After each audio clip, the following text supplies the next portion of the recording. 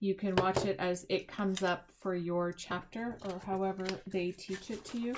But I'm sure they're not going to just keep it at just ratios. So I'll just go over everything. So a ratio is a comparison of two things. So for example, this would be squares to circles. Whatever is listed first, if they said squares to circles, gets listed first, and whatever they say second gets listed second. And there's 3 ways to write a ratio. There is a fraction where you put the first thing listed on top as the numerator and the second thing listed as the denominator. So you can write notes on this while we're doing it, honey.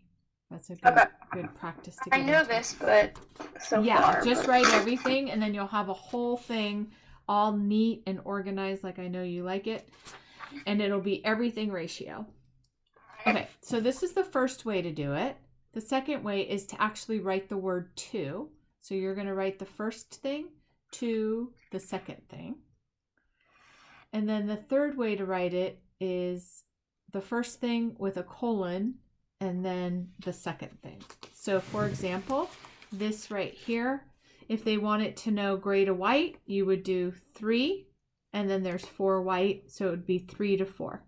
Or 3 over 4, or 3 and then the word to 4. Does that make sense? Mm-hmm. All right. So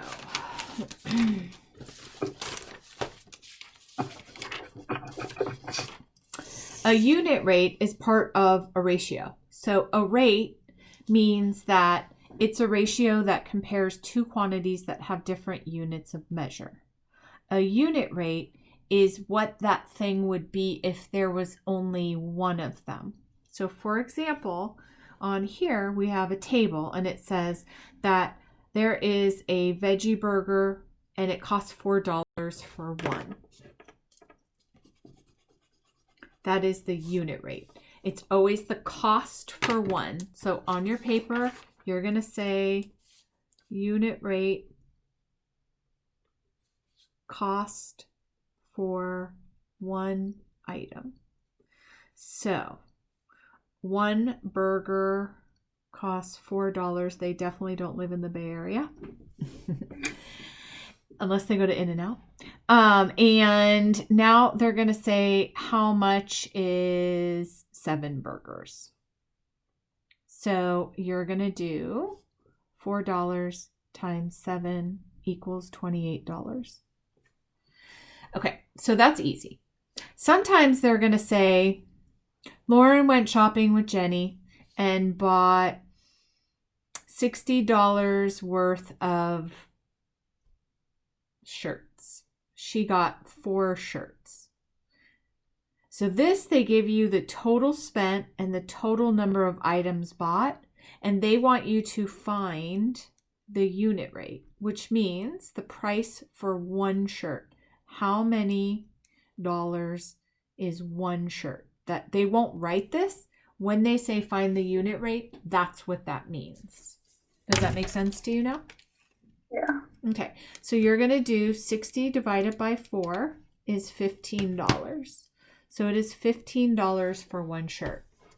Now they might say, well, Jenny found 7 shirts that she liked. So how many was it for all 11 shirts? So you bought 4 more. You bought 4 shirts and then you bought 7 more. So they want to know how much you spent in total. Okay. So you would take the 4 shirts and the 7 shirts, and that's 11 shirts, times 15 shirts.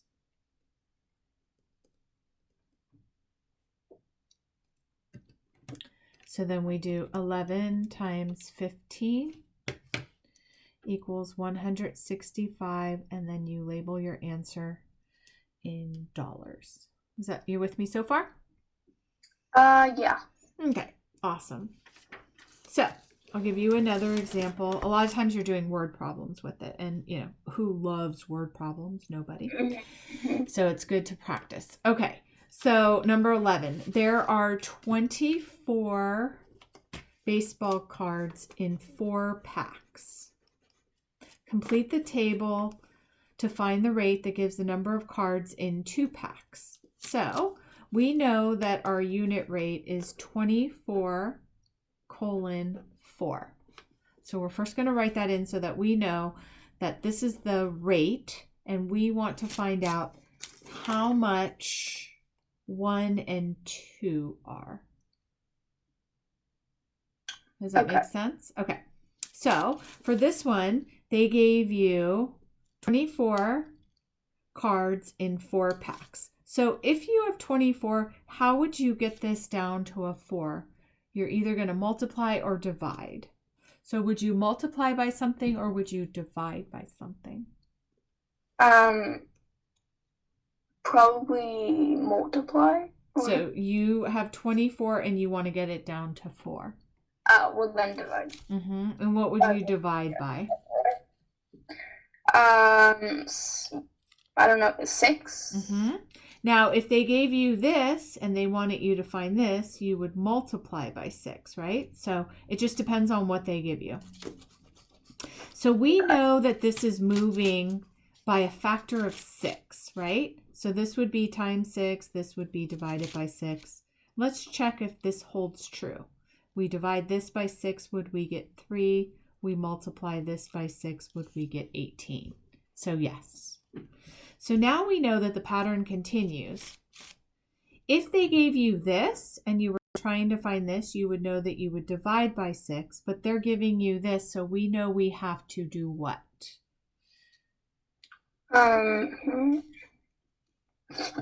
You have to wait, so would you do like 24 minus what equals 18 and then that number? So we know that this pattern continues. If they give you this number and you're trying to find this one, you would divide by 6. If they gave you this one and you were trying to find this one, you would multiply by 6. So they're giving you this number. How would you figure out what goes in here? Would you multiply by 6 or would you divide by 6? You would divide by 6. So if you divide it by 6, what would you get? You would get 3. Does that seem right? No. So multiply. Yeah. So we're going to multiply this by 6 and you're going to get 12. And then you're going to multiply this by 6 and you would get 6. So now we know for every pack, 1 pack would give you 6 cards. So this is the unit rate right here. 1 pack gives you 6 cards. Now they're saying, complete the table to find the unit rate that gives the number of cards in 2 packs. So we're going to erase this. This was just our notes. What is our unit rate of 2? So we look at this right here and we say 12 cards. Remember, we have to do whatever's listed first goes first. Whatever's listed second goes second. That's how I know it's not 2 dot dot, which is a colon 12. I know it's 12 colon 2 because this is listed first and this is listed second.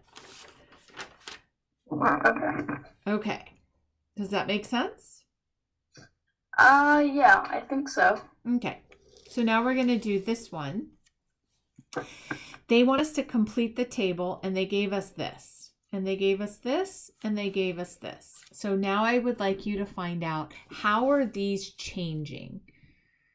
Like okay. You want me to figure out the missing numbers? Mm-hmm. Okay.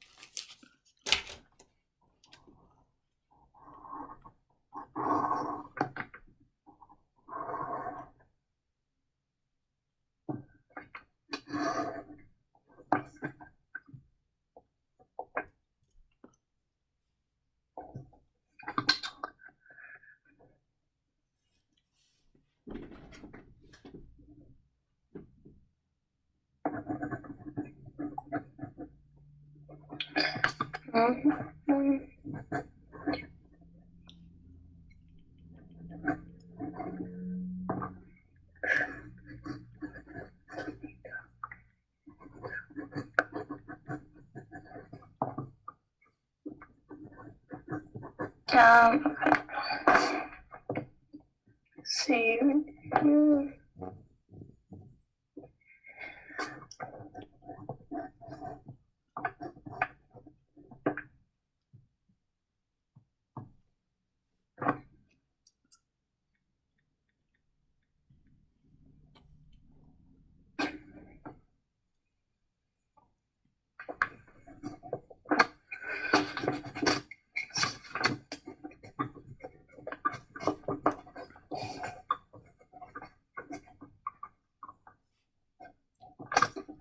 Oh, wow.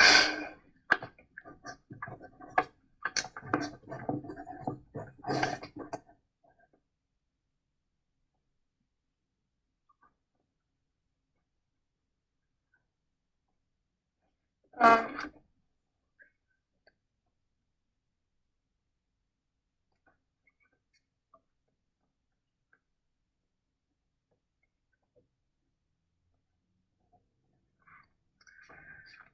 okay, so for the... Oh.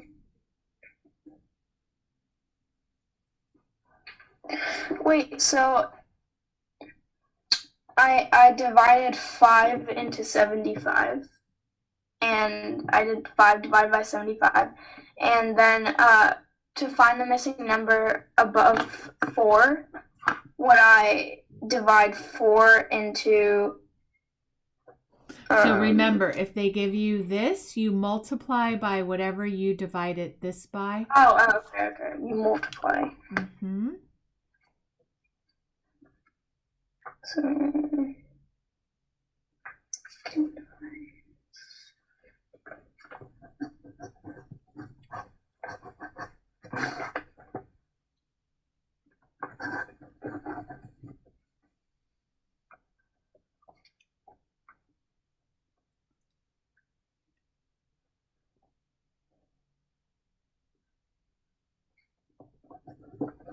Alright, so what I got is for the first one above 1, I got $15, and for the one above 4, I got $60. That's right. Okay. Awesome. So that's pretty much the type of problems that you're going to have. Now, there are some word problems that are basically trying to find unit rate per pound. So for example, on this one, we have Mackenzie bought 1.2 pounds of coffee for $11.82. So you're going to take this and you're going to try to find out how much it was for 1 pound. So what do you think you would do? So, would you... Our choices for this kind of stuff is always, would you divide or would you multiply? You would divide. All right, so try that, darling. Okay.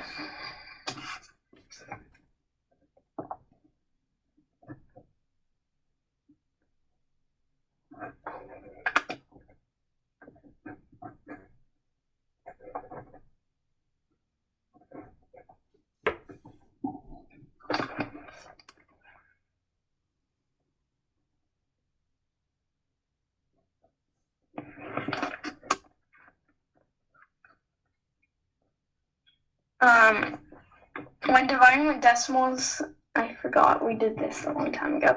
Don't you go to the left? You go to the left? So you have to clear this out first. Remember, we cannot have a decimal on this side. Okay, so wait. So you go to the right? So you always clear it to the back of the number. Okay. And so this becomes 12, and then we moved this one space, so we have to move this one space, and I always rewrite it so that I don't get confused. All right. And so it becomes 12 goes into 118.2. So, all right.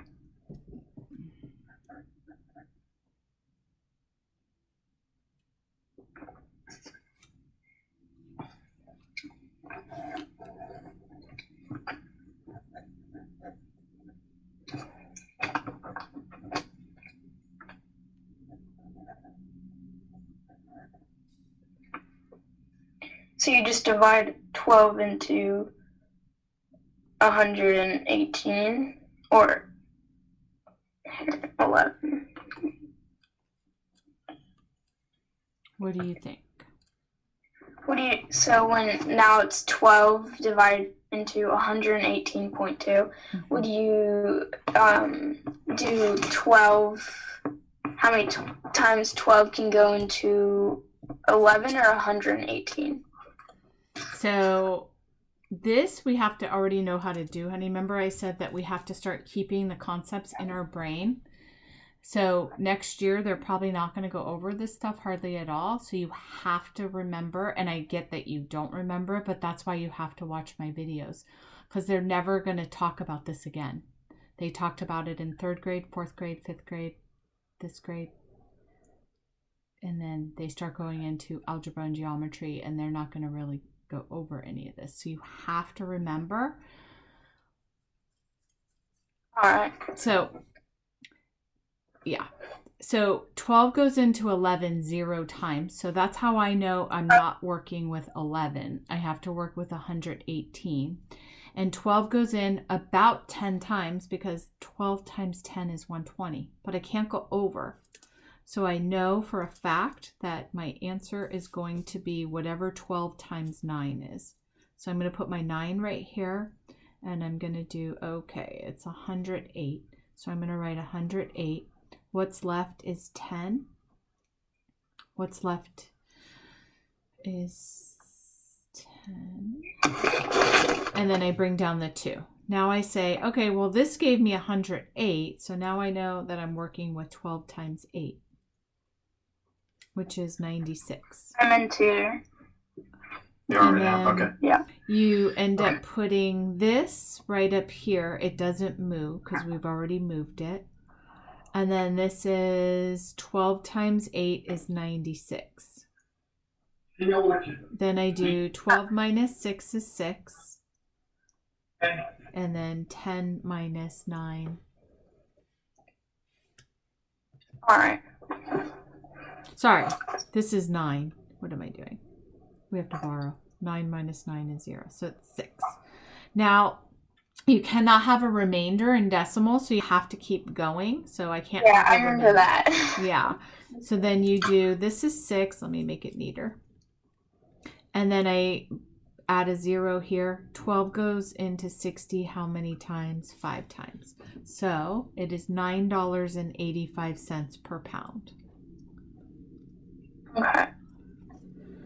Okay, so this right here, Pedro has a bag of flour that weighs 9/10 of a pound. He uses 2/3 of the bag to make gravy. How many pounds of flour does he use to make gravy? Okay.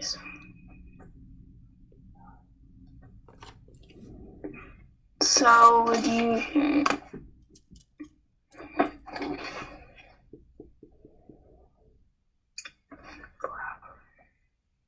So, do you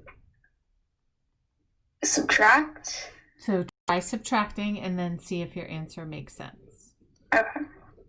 So if he used 1 whole pound and he used 2/3 of the bag, it would be how many pounds of flour? 2/3 of a pound.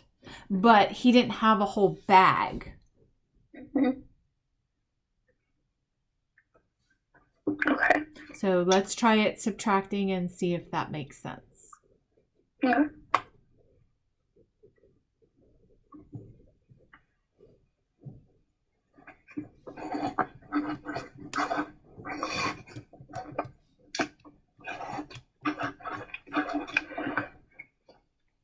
We can stop because it doesn't make sense. So here's the answer. It's 7/30ths.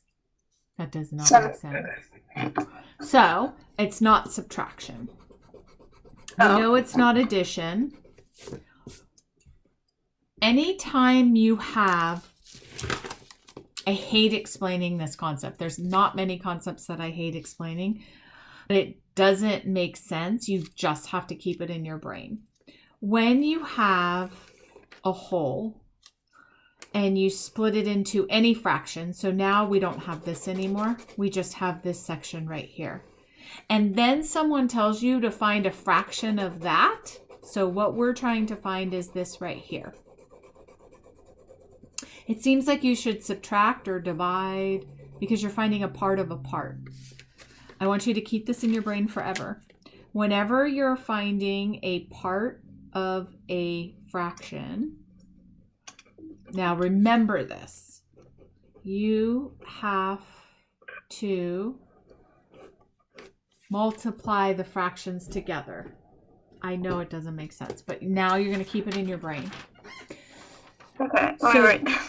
So they are saying that you have a bag of flour right here, and it's split into tenths, right? Because they're saying 9/10. So this is 1, 2, 3, 4, 5, 6, 7, 8, 9, 10. So this bag of flour is split into 10 tenths. And this is all the flour that they have. Someone already used 1/10 of the flour. So this is what's left. Now he then takes this amount, and now you're going to split it into thirds because he used this amount. Does that make sense? So you have a part of a bag, and he used part of the bag. Okay. And that's multiplication. So you're going to take 9/10 times 2/3, and you're going to multiply it out. He used 18/30 of the bag.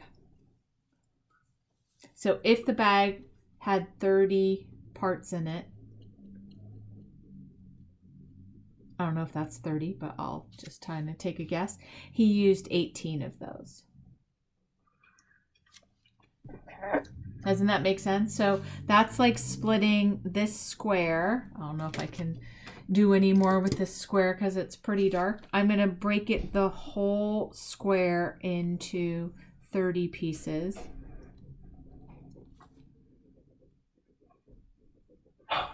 And he used 18 of those.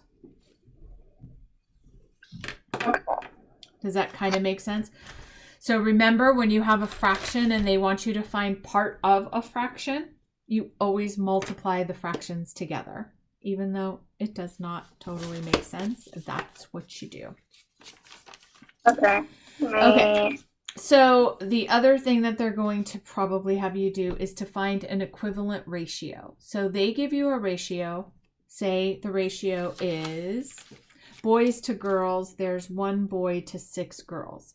They want you to find an equivalent ratio. It is the same as finding an equivalent fraction.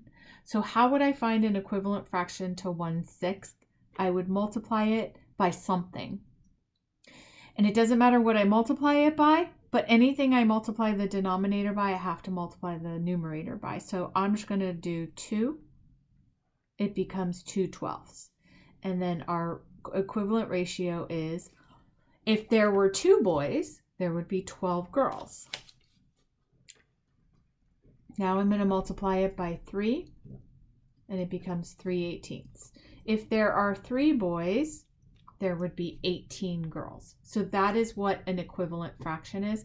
I usually like to make those into fractions because it's easier, and then I transfer them into ratios like this. Although you can keep them as a fraction, because remember, this is a ratio, this is a ratio, and this is a ratio. Does that make sense, kind of? Yeah. Okay. So, if the ratio was 4/5, can you tell me what an equivalent fraction to 4/5 would be?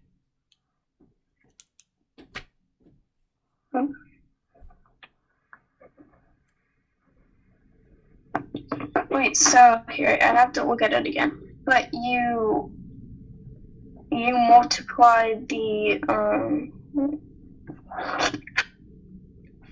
wait, what do you multiply again? You have to multiply 4 over, 5 times what? I'm sorry, I'm confusing. What do you have to multiply again? You tell me. What do you think? So you want to find an equivalent fraction to 4/5. What could you multiply? 4 and 5 times something that would be equivalent, like what 4 and 5 can both equal. So you're trying to find an equivalent fraction, which means this numerator and this denominator have to move together. So no matter what I do to the numerator, I have to do to the denominator. And to find an equivalent ratio, I was telling you that you had to multiply. So anything you do to the numerator, if I multiplied the numerator times 4, I have to do the same. Yeah, that's what I was trying to say. I just couldn't get it out. All right. Now, there's times when you can multiply up, but you can also divide down. So you just have to find a common number that goes into 12 and 30, which could be 12. And you're going to divide it by 2. So 12 divided by 2 is 6. 30 divided by 2 is 15. Okay. All right. So now I want you to find an equivalent ratio to 2/9. Okay.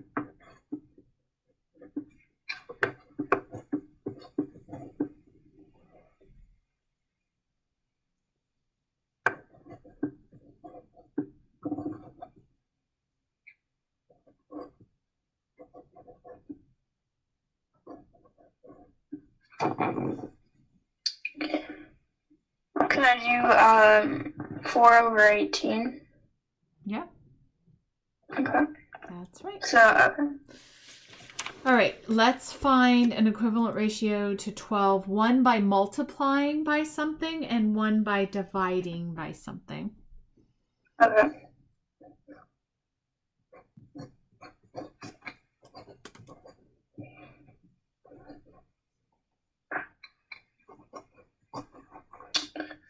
I got 24/2, but that would not be right, I guess, because the numerator is bigger than the denominator. So whatever you do to the numerator, you have to do to the denominator, and if you multiply it by, it looks like you multiplied it by 12? Well, It was 2/6. I'm not, I don't know what I was thinking. Sorry. Never mind, I messed up.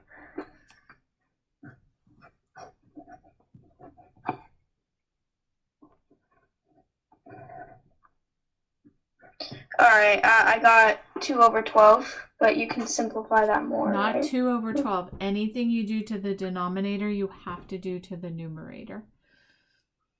Oh wait, sorry. I mean 4/12.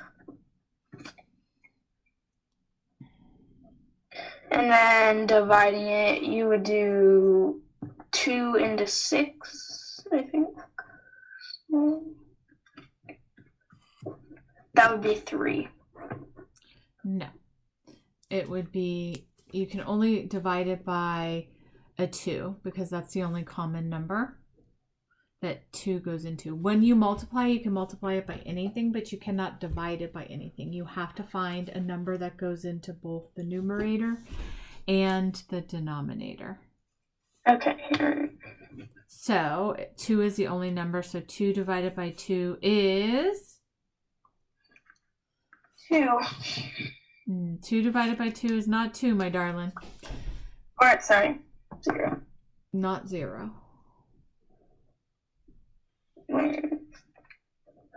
Oh, 1.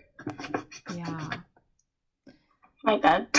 Okay. And then 6 divided by 2 is 6, 3. All right. You got me worried because you keep saying, oh, hold on, wait. So let's do another one. All right. 8/7. And let's not do a hold on, wait, and get a wrong answer and then correct it. Let's just try to get... We're just going to try for a right first answer first. All right. 8.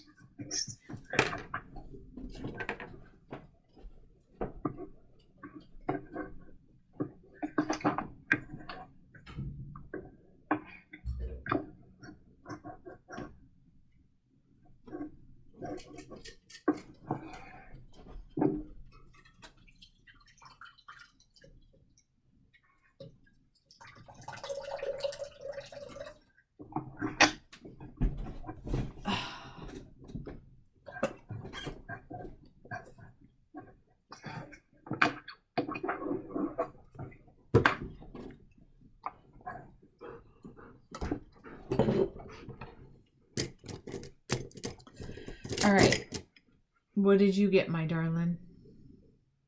I haven't finished the division one yet. I was looking at the paper. You can't divide it because 8 and 7 do not have a common number. Oh. So wait, do you just not divide? Well, some of them you can divide, but some of them you cannot. So you can always multiply, you cannot always divide. So, Lauren, I know you don't do this. You need to start watching my videos, my love. You are behind. And you're going to keep being behind if you don't. You can't just hear things one time and know it. I'm like that too. I mean, I'm not now, but I used to be. I was like, I don't know what you're saying, lady. Okay, say it again. Yeah, I still don't understand what you're saying. I had to hear it over and over and over again until I started getting these concepts down. And now I've got them down, but it took me a while. So I wish you were the kind of person that could just hear it once and retain it, but you're not, and that's okay. But if you're not that kind of girl, what do we need to do?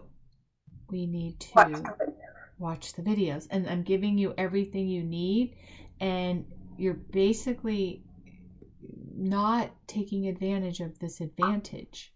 We want to take advantage of our advantage. Does that make sense to you?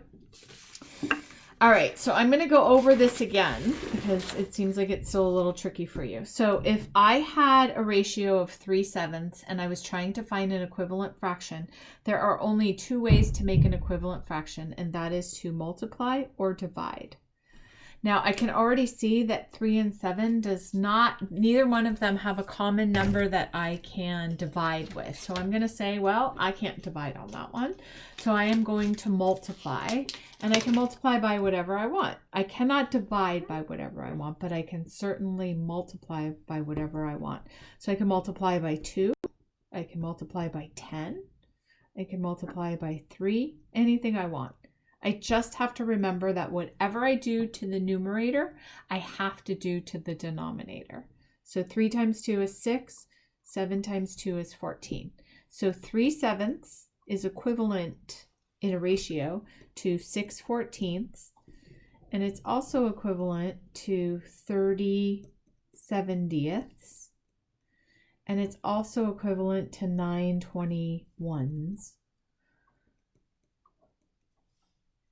Now, there are some times when we can find an equivalent fraction that we divide with. So for example, 9/12, we can multiply up like always by whatever number we want. Our only rule is whatever we do to the numerator, we do to the denominator. I can also divide down because I know that 9 and 12 have a common number. And what is that number?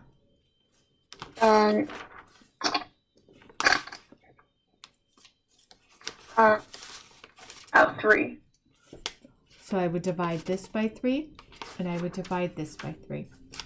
9 divided by 3 is 3. So for your numerator, you would put a 3 in. And for your denominator, 12 divided by 3 is 4. Does that make sense to you? Yeah. All right. The last thing that they might tell you is, here is a ratio, and we're going to give you one part of the second ratio, and we want you to find the other part. So it might look like this. And they want you to find what would be in the box. So all we have to do is say, how do I get my 5 to a 10?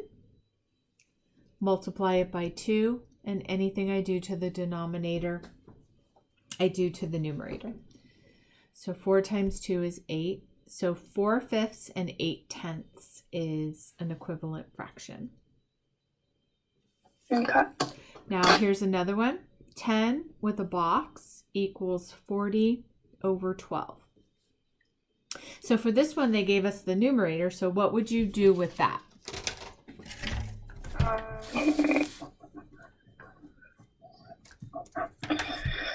You would,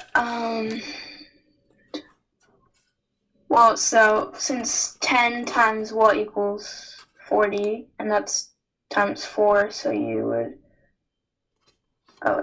4 times what equals 12? 4, 8, 12. 4 times 3, so that can't be right. 10 over 3.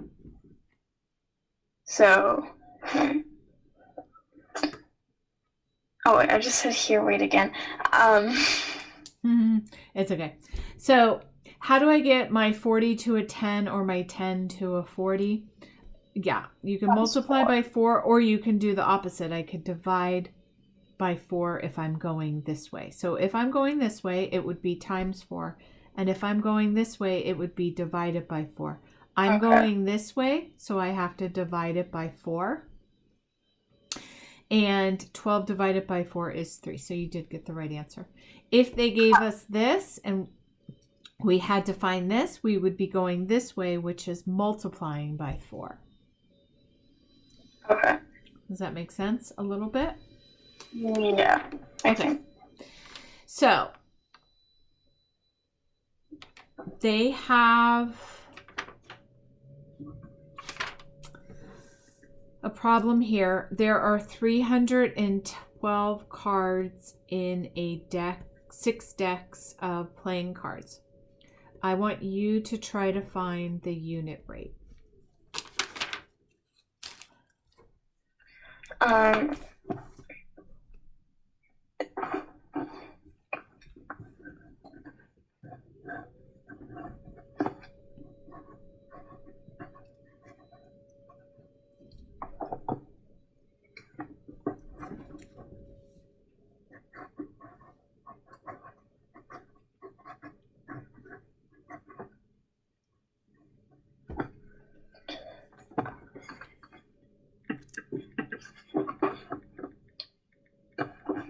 Wait, so do you have to make the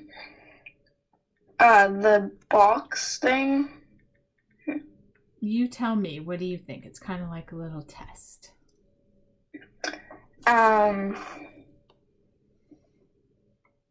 Would you divide 6 into 12 into...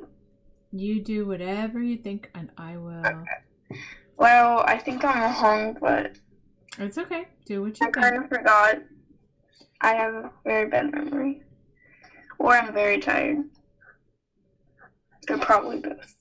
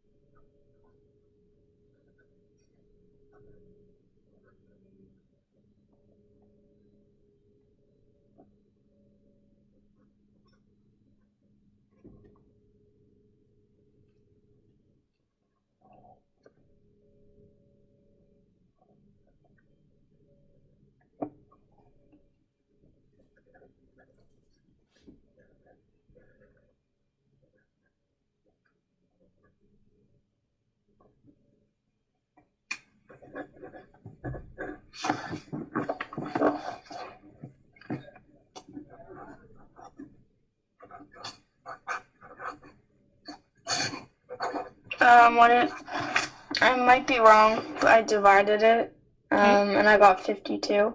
Does that make sense? Well, I don't know. So you have 6 decks of cards, and each of them have 52 cards. Would that equal 312 cards? Oh. They would. So you do 312 divided by 6. I'm sorry. 52 cards, and there are actually 52 cards in a deck of cards. So you're right, Oh. and it's right, and right. Oh.